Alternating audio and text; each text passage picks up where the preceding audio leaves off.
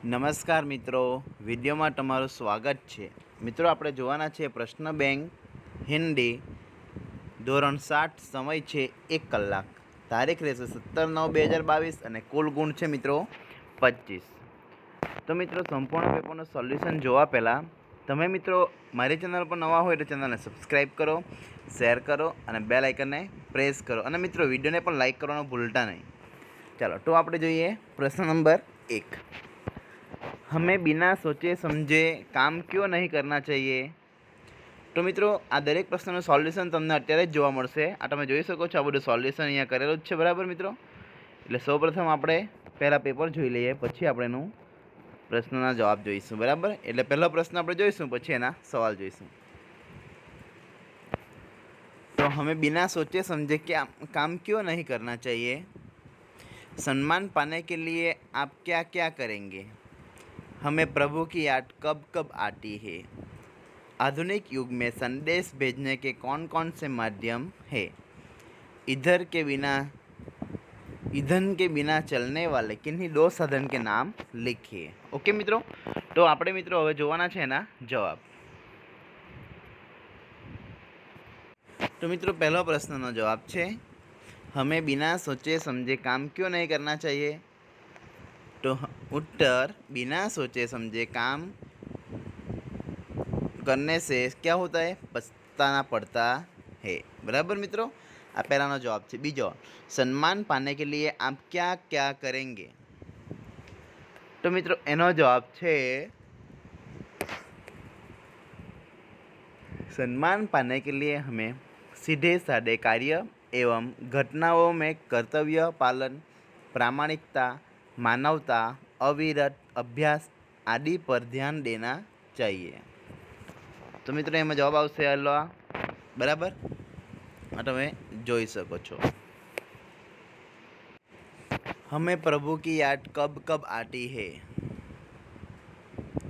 तो मित्रों एनो जवाब है जब चिड़िया खुशी के गीत गाती है, कलियाँ दुनिया पर मुस्काती है, खुशबू की लहर दौड़ लगती है, छम छम बूंद गिरती है, तब प्रभु की याद आती है।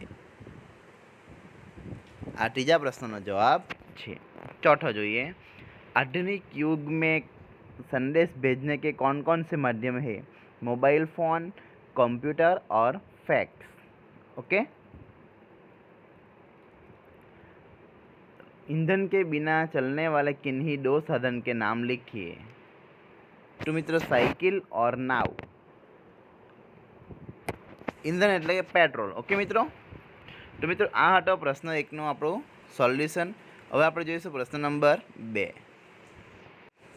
तो मित्रों आ प्रश्न नंबर 2 है। एमां आपणे जोईए दिए गए वाक्यों में सही स्थान पर उचित विराम चिन्ह लगाकर वाक्य फिर से लिखिए। युधिष्ठिर, भीम, अर्जुन, नकुल और सहदेव 5 पांडव थे। कौन कहता है कि भारत विज्ञान में पीछे है। राधा कृष्ण नाच रहे हैं। चाणक्य ने कहा मैं तुम्हारी रक्षा करूँगा। प्रेमचंद का प्रसिद्ध उपन्यास गोदान है। तो मित्रों आनो आपणे जवाब जोईए। तो मित्रों जवाब तमे जोई शको छो। આવી રીતે વાક્ય હતું યુધિષ્ઠિર, ભીમ, અર્જુન, નકુલ और सहदेव 5 पांडव थे। तो मित्रों एमां युधिष्ठिर, भीम, अर्जुन, नकुल और सहदेव 5 पांडव थे। पूर्ण विराम छेल्ले लगाववानुं छे अने बधामां कॉमा लगाववानुं रहेशे। ओके, चलो आगळ। कौन कहता है कि भारत विज्ञान में पीछे है। कौन कहता है पछी अल्पविराम मित्रों आवशे अहींया कि भारत विज्ञान में पीछे है, बराबर मित्रों। आ आपणो जवाब है। आगळ जोईए राधा कृष्ण नाच रहे हैं। राधा कृष्ण नाच रहे हैं, पूर्ण विराम मूकवानो बाकी है। चाणक्य ने कहा मैं तुम्हारी रक्षा करूँगा। चाणक्य ने कहा अल्पविराम पछी मित्रों इन्वर्टेड कोमा आवशे। मैं तुम्हारी रक्षा करूँगा, डबल इन्वर्टेड कोमा ओवर, पूर्ण विराम, बराबर मित्रों। आ रीतना वाक्य लखवानुं रहेशे। चलो आगळनो प्रश्न जोईए। प्रेमचंद का प्रसिद्ध उपन्यास गोदान है। तो प्रेमचंद का प्रसिद्ध उपन्यास गोदान है। तो मित्र आ एनो जवाब आवशे। अहींया मित्र उपन्यास बाकी रही गयुं छे लखवानुं, ए तमे लखी शको छो। ओके, आगळ जोईए। तो मित्र अहींया मित्र आपणे प्रश्न 3 आपेलो छे। प्रश्न 3 है, निम्नलिखित परिच्छेद का मातृभाषा में अनुवाद कीजिए। मित्रों इन्हें भाषांतर करवानो छे। अमेरिका में स्वामी जी के भक्तों की संख्या दिनों दिन बढ़ने लगी। चारों ओर जिज्ञासु उनके पास पहुंचते और अपने अपने नगर में पधारने का अनुरोध करते। स्वामी जी को अक्सर दिन भर व्यस्त रहना पड़ता। बड़े बड़े प्रोफेसरों और विद्वानों ने आकर उनके उपदेशों को अपने हृदय में स्थान दिया और उनका शिष्यत्व ग्रहण किया। ओके मित्रों, तो मित्रों आનું આપણે સોલ્યુશન જોઈએ। तो मित्रों आ તમે જોઈ શકો છો, આ પહેલું વાક્ય મિત્રો, અમેરિકામાં સ્વામીજીના ભક્તોની સંખ્યા દિવસે દિવસે વધવા લાગી। મિત્રો આમાં જોડણીમાં મિસ્ટેક છે, તમે જોઈ શકો છો। અમેરિકામાં સ્વામીજીના ભક્તોની સંખ્યા દિવસે દિવસે વધવા લાગી। ચારે તરફ જિજ્ઞાસુ લોકો તેમના પાસે આવતા અને તેઓના પોતાના શહેરમાં આવવાનું નિમંત્રણ આપતા। સ્વામીજી આખો દિવસ લગભગ વ્યસ્ત રહેતા। મોટા મોટા પ્રોફેસરો અને વિદ્વાનો એમના ઉપદેશોને પોતાના હૃદયમાં સ્થાન આપ્યા અને એમના શિષ્ય બની ગયા। ઓકે મિત્રો, આ હતું એનું ભાષાંતર। ત્યાર પછી મિત્રો આપણે જોવાના છે ચોથો પ્રશ્ન। आप विधान शुद्ध रूप से लिखिए। आप कहाँ से आ रहे हैं? आप मेरा और आ जाइए। लड़के खेल रहे हैं। कुंजदिन सब्जियां बेचती है। रिक्शा में 2 आदमी बैठे हैं। मित्रों आनो वाक्य આપણે शुद्ध रूप से लिखना पड़ेगा। तो आनो जवाब તમે જોઈએ પહેલાનો। आप कहाँ से आ रहे हैं? आप कहाँ से आ रहे हो? आ પહેલું લખવાનું, બરાબર। ત્યાર પછી બીજું,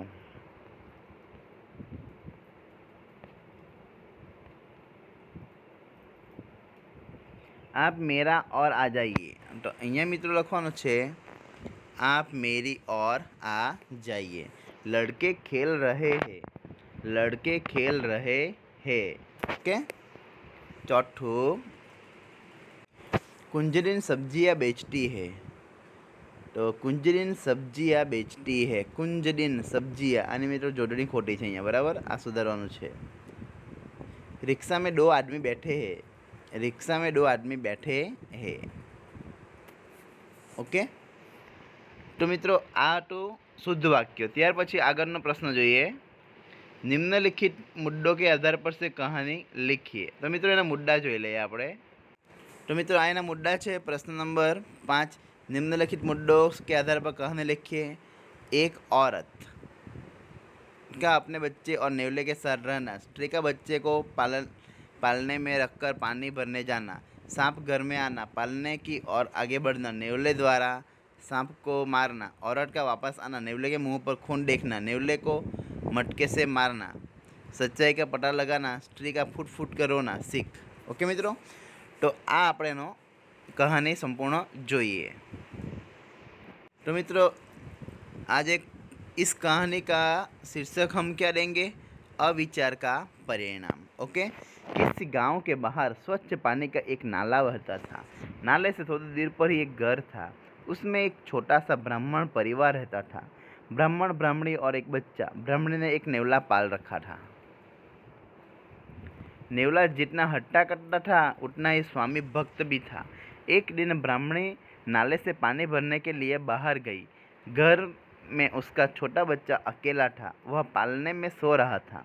ब्राह्मणी ने नेवले को समझाया था कि वह बच्चे का ध्यान रखे। उसी समय एक सांप घर में घुस गया। वह पालने में सोए हुए बच्चे की ओर जाने लगा। नेवला सांप को देखते ही तेजी से दौड़ा और सांप पर टूट पड़ा। सांप को मारकर वह घर से बाहर आया। उसी समय ब्राह्मणी पानी भरकर लौटी। उसने दूर से नेवले का खून से लटपट मुंह देखा। उसने सोचा कि उसकी गैर हाजिरी में नेवले ने उसके बच्चे को मार डाला है। वह एकदम आपे से बाहर हो गई। उसने पानी से भरा घड़ा नेवले पर पटका। नेवला वहीं ठेर हो गया। ब्राह्मणी जब घर के भीतर पहुंची तो उसने देखा कि उसका बच्चा चैन से सो रहा था।